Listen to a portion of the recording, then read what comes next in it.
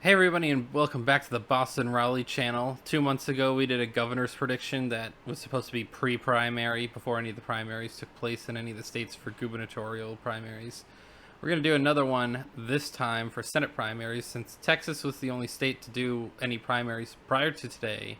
And of course today is the first of the Senate primaries, starting with Ohio and Indiana. Before we get into that, I'm going to explain a few things. First, we've got actually 7 states now with Oklahoma, because there's a retiree in Oklahoma now. 7 states where an incumbent retired.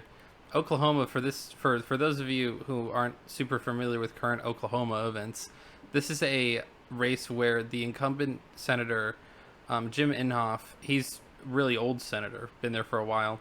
He decided to retire, which triggered, and he decided to retire early enough to trigger a special election that will be in 2022. So you're going to have this one gone.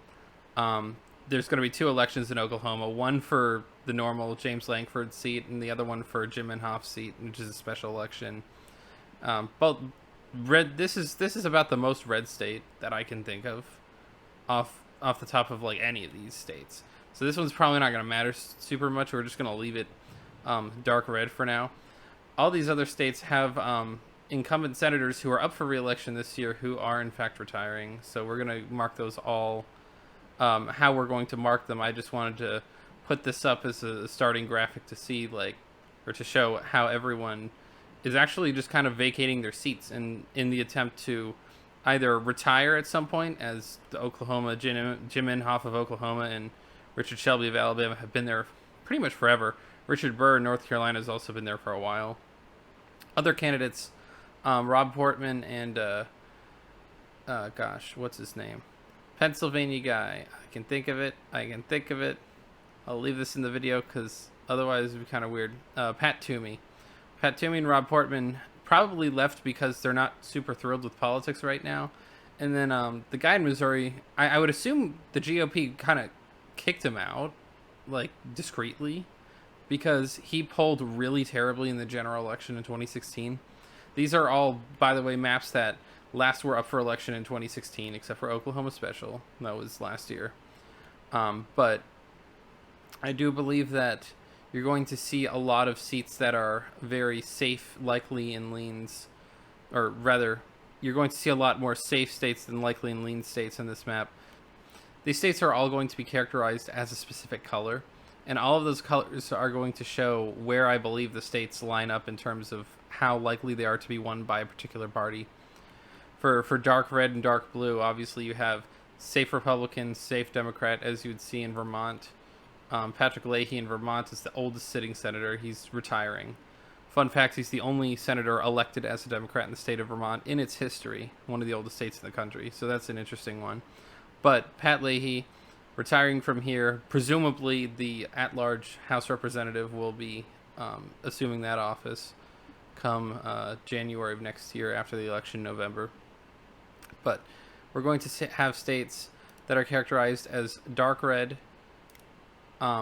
semi, like, not really so dark red for likely states, which dark red is going to characterize states that are probably just going to go to the candidate no matter what. I would assume 15% margin of victory. Likely is 5 to 10% margin of victory. We have leans, which is 1 to 5% margin of victory, and then tilt, which is less than 1% margin of victory. So for this, we're going to have a lot of states that I'm going to characterize: Kansas, Utah, Idaho, a lot of these different states that I'll be characterizing as safe for the Republicans in November. Alabama, even though there's someone retiring, I believe that's going to be safe. South Carolina is got Tim Scott. He's pretty popular there. I don't think he's going to face a lot of opposition. Iowa, same thing as South Carolina. Chuck Grassley, he's going to be the oldest senator, longest serving senator, I should say, following this guy leaving office. Assuming that Chuck Grassley indeed wins the nomination, actually makes it to the general election, wins, and then makes it to January. He will be the longest serving senator. I think the oldest might be Dianne Feinstein, but got some of these other seats. I do believe that most of these seats are going to be pretty safe for the parties. Actually, you know what? Wait. I do believe most of these seats are going to be safe for the parties that are running in those states. But there will be a few notable exceptions that we'll go over. Missouri is where we're gonna turn our attention to first because, or actually no, we're gonna start with Alaska because I think Alaska, um, it will be a margin of victory of likely, and I only say likely because the way things work in that state, it's a jungle primary, so it's gonna be kind of weird, where the top four candidates in the primary, because every candidate runs in the same primary. There's no party primary. Every candidate in that primary is going to run, and the top four candidates will proceed to a ranked choice ballot election in November. And most likely, the outcomes that would happen in Alaska is that Democrats probably won't win. That's a given. It may be the case that the last two candidates left standing are both Republicans. Murkowski and Chewbacca would be the most likely kind of outcome that most people have seen. In that case, you would assume Murkowski would win, but it wouldn't matter either way. It'd be both be a Republican. I'm going to leave it as likely because I think the margin of victory is kind of what I'm basing these on. And it may be important to designate that Murkowski will be running as a Republican. Chewbacca will be running as a Republican. A independent may, in fact, do pretty well in this seat. So, I mean, I doubt an independent's going to win the seat this cycle, but I think that it could be less than 15% margin of victory. So I'll leave Alaska as a likely. Likely seats, I'm assuming that every likely seat on this map is going to go to GOP. Missouri, the only reason I even leave this as likely and not safe is because the former governor, who is scandal-ridden, may in fact win the primary. But I don't believe that would necessarily be the case. If he loses, I would put this as a safe. We're going to have likely in Florida, Marco Rubio, a very popular incumbent. He's probably not going to lose. We've got likely in Ohio. There's actually the election going on today. This video should be coming out before Ohio's, but maybe after Indiana's primary polls close, because polls close in Indiana at 6 p.m. in the Eastern time zone portion of the state. So I might not have it up before then, but as you can see, I'm doing this beforehand, and it doesn't really matter to me if I get it super accurate as to this video came out exactly before the polls close for any of these races. But Indiana, like the statewide polls don't close until 7 p.m. Eastern time, and Ohio's 7:30, so it should be up before then. We're gonna see probably.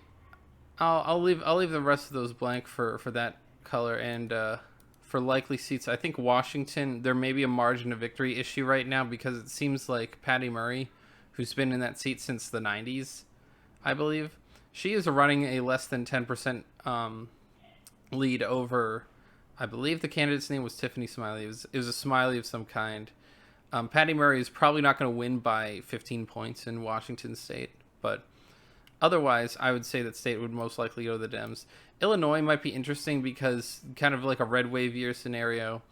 Tammy Duckworth, I think, will still win the race, but I don't know that she'll win it by like substantial margins. I'm also going to give that to Connecticut because I don't believe that Richard Blumenthal in Connecticut. I think Connecticut is a relatively competitive enough state that it could be less than safe, but still not all that special in terms of like a race that would actually be super competitive. But making my first leans super competitive projection, I'm going to say that Colorado, Michael Bennett serving in Colorado, will not win his state by an outsized margin. I think that Colorado will go under 5% this cycle just because of general backlash and all of that due to certain factors. Like I personally don't bash a whole lot of candidates. In my probably my most crazy prediction, according to most people, would be that Beto O'Rourke is such a bad candidate that Texas will be safe red in the governor's race. But yeah, I think Michael Bennett is actually a fine candidate. I think he's just gonna not do as well as some people expect him to do. I think other people who've done similar types of videos do comment on Colorado a lot, but they don't generally point out just how big of a deal it is that a 13-point state, I think Joe Biden won this by 13.5 points. The incumbent Cory Gardner in 2020, he lost the Republican incumbent, he lost the seat by almost 10 points to John Hickenlooper. And so that was a really big defeat for Republicans in Colorado. Most other states did not have that kind of a giant left-wing push in 2020. But I think that that is going to rescind a lot, because I thought that that was kind of an above average turnout for what you'd necessarily expect. I think that for these lean states, it's kind of interesting because I'm not so sure that I can say lean and not tilt, or even lean in the other direction. Some of these are really tough to determine. First, we're going to go with North Carolina, and I'm honestly kind of torn between putting this in lean and likely, because I think North Carolina is the kind of state where you'd see a candidate win by a lot more than normal, because it's a red wave year. But also North Carolina doesn't seem to hop on the big bandwagons of years. I think both parties in the state are pretty competitive, and I think that North Carolina will be a lean state. I think we're going to say that because it'll probably be around 5, so I'm not really sure whether it's above or below, but this would kind of be the one I'm hovering on a lot.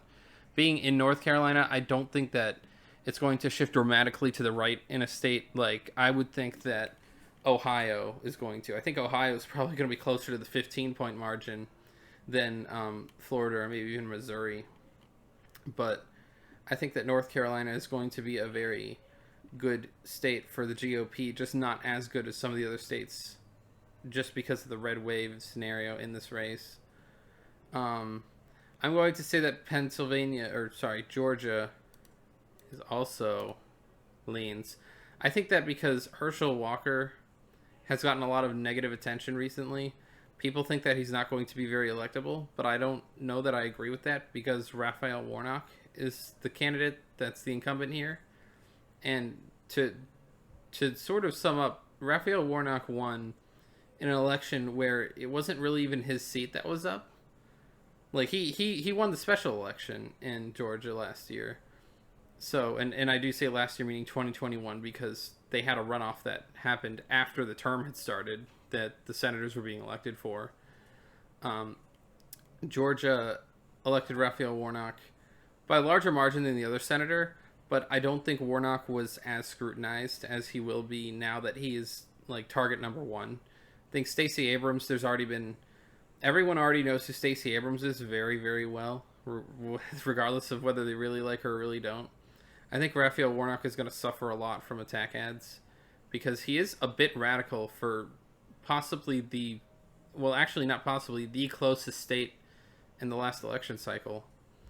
You would expect a purple senator to usually be winning a lot here, like they would in like Maine, where Susan Collins holds a seat where her party is not very popular in Maine, like you would in Ohio, where, well, actually he's not really that purple. I would say maybe West Virginia, where Joe Manchin is an incredibly purple senator, because he would need to be in order to win in a red state like that. Georgia's a competitive state, so it's ostensible to see more radical candidates win just by a bare majority, but I think that Warnock is not. Warnock and Ossoff were both not super purple, despite winning a state that basically was on the head of a pin in terms of where it went in the election. Going to see Wisconsin, I also believe, will be leans red, and I say that because Ron Johnson is here, and he's in all of these toss-up states, he's the only Republican who's in a really bad position in his state. The other ones all left, like Pennsylvania, North Carolina. They all kind of already packed up and left. They're still in those Senate seats until January, but they're going to be gone. Ron Johnson, I think, is going to have quite a battle on his hands, but I don't believe that it's going to be that bad for him, because Wisconsin has been trending Republican for a while. Pennsylvania, we're going to say, is also going to not be lean, but tilt. I think that John Fetterman has pulled out quite a bit in the lead, and I think that's really bad for the Democrats there, because Connor Lamb is probably a lot more electable. I don't know who the candidates will be, but assuming it's like a Fetterman-McCormick matchup, that would essentially be the David versus Goliath. Fetterman has a lot of pull in the state. He's the lieutenant governor. As much as he seems like a guy of the people, I would think that election is going to be a lot harder to really legitimize himself when McCormick is also from Pittsburgh. So on the Republican side, you would see probably a better turnout there. Dr. Oz is also in that race somehow as a Republican. If he wins, it might be a little bit different because I'm not sure how people are necessarily going to respond to a campaign, an unorthodox campaign like that. He was endorsed by Trump. I don't know if that really, really matters. We're going to see a lot more of that in Ohio. That's part of the reason I'm doing this video before the polls close for tonight's primary. But Pennsylvania, I think, is going to be probably a tilt red, maybe for right now. And I kind of am showing my hand as to whether or not I think Republicans or Democrats are going to win the Senate as a whole. I don't think it's going to be by a lot, but I think the Republicans are going to win by 1 or 2 seats, at least. And I'm also going to say, I'm going to do another tilt. We're not really doing this in a super particular order once it came down to competitive states. Tilt blue in Arizona. Mark Kelly is a really good incumbent in terms of electability, although I'm not really sure what's going to happen. I think Blake Masters is the front runner at the moment in that race, but on the Republican side, but the Republican race in Arizona has not been clear whatsoever as to who's going to pull ahead in the Senate, at least. The governor, it seems like, is a little bit more wrapped up already. But Arizona could be a very interesting state. I think that Mark Kelly, based on polling, which is generally perceived to be widely inaccurate, Mark Kelly's still a really heavy leader in polling. I don't think he's been dragged through the mud as much. He hasn't voted opposite to Chuck Schumer a lot, so I think that might be a big factor in whether or not he gets elected. But he seems like the strongest Democrat candidate out of all of these. I'm going to say that Nevada is going to be leans Republican. Interestingly enough, I'm not done with leans. Nevada has become a lot bigger of a problem for the Dems recently because they won by 2.4% in 2016 and both this seat and Hillary Clinton won by 2.4% in 2016. Now, that's terrible because in 2020 they also won by 2.4% despite there not being a large third-party candidate and despite the whole nationwide having a slightly blue shift. That means Nevada essentially shifted red in that election. And it's kind of interesting to see that because the whole country, you would assume, you would presume that the whole country might possibly shift significantly towards the right. There's probably going to be at least some shift regardless of what outcome towards the right, but in a red wave year, I would assume that Nevada is going to go red at least by a point or two, just because, one, Catherine Cortez Masto, the Democratic incumbent, she's not really all that impressive or noteworthy. Adam Laxalt, the Republican presumable nominee, is also not that impressive or noteworthy, really. But both of them sort of have that cookie cutter candidate style about them where it seems like they would both be able to do fairly well. I just think that the GOP's tide shifting is going to determine that race more so than anything else. The last state, New Hampshire, has actually given me a lot of trouble. I'm not really sure whether to classify it as Democrat or Republican. I considered leaving it toss-up, but in betting odds do make a lot of difference. This is the only state where betting odds basically have it as a 50-50 coin flip. I would say most likely right now, given the trend line, and New Hampshire is very much based on the national environment. They're very purple and they're very receptive to change. I'm going to say tilt red just because I think that Maggie Hassan is a little bit overrated in terms of how good of a senator she is. I think that she is definitely moderate, but I don't know that she's been moderate enough to really compete with like Joe Manchin, with Kirsten Sinema, who's running next cycle in Arizona. Both of them running next cycle. But Maggie Hassan hasn't really been that candidate that has stood up against sort of the voices in her party. She's definitely very much more moderate than the vast majority of Democrat senators, but I don't think it's going to make that big of an impact on the voters when you're moderate on certain issues, but the ones that receive national attention, you're not that moderate on. So this is kind of where I'd leave all of my predictions right now. Obviously, certain things would change.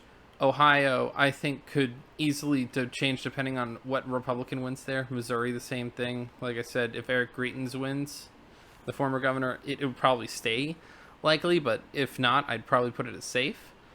Um, if in Georgia, Herschel Walker lost somehow, I think I might actually say that the race becomes better for Democrats. North Carolina, I don't think it's going to change significantly, but if Pat McCrory won that primary, the Republican primary, because all these Republican primaries are going to make a huge difference.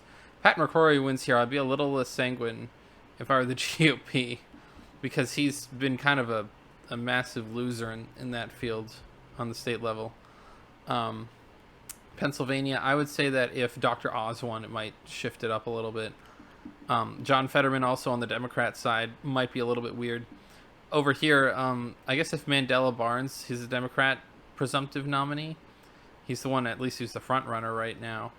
If he wins, it's probably worse for the Dems. But if Tom Nelson were to win, because it seems like he is sort of a different style candidate, it might be better. I'm not necessarily sure, but given that Colorado, we don't hardly know any of the Republican names. This is kind of a weird race in that we know Michael Bennet, kind of, but we don't really know a lot of people on the GOP side. Not many big, prominent GOP people have decided to run in the race yet.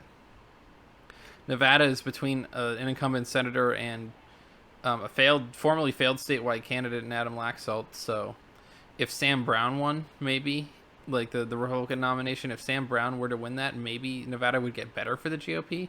I'm not necessarily sure. After the primaries in Alaska, it's definitely going to change a lot of that.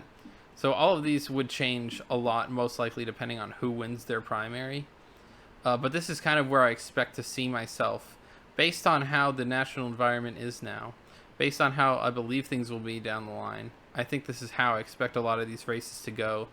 And it's going to change a lot, because I'm going to do one closer to Election Day for the Senate and the governor races. And this is kind of the second part of a three-part pre-series, like pre all of the primaries and everything. The next one for House won't be pre-primary, because there have already been House races where a bunch of primaries have been finished. But I think that later on, you're going to see a lot of shift in where people think things are going to end up.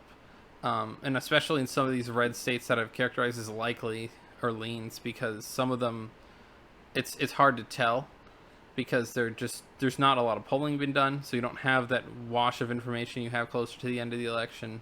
You don't know who the candidates are, so that's a big deal, because candidates do actually matter in the Senate, even though probably less than in any election do they matter in the Senate. I think party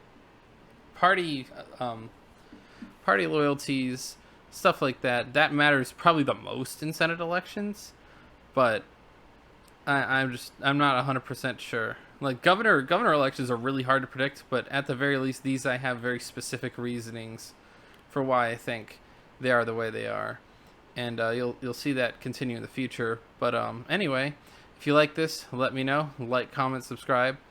We have a governor predictions video that I've referenced multiple times that came out 2 months ago. I'll link that. You'll see that on the screen probably as the recommended video. And we'll see you at least in a couple months or so after redistricting is done to do House candidates.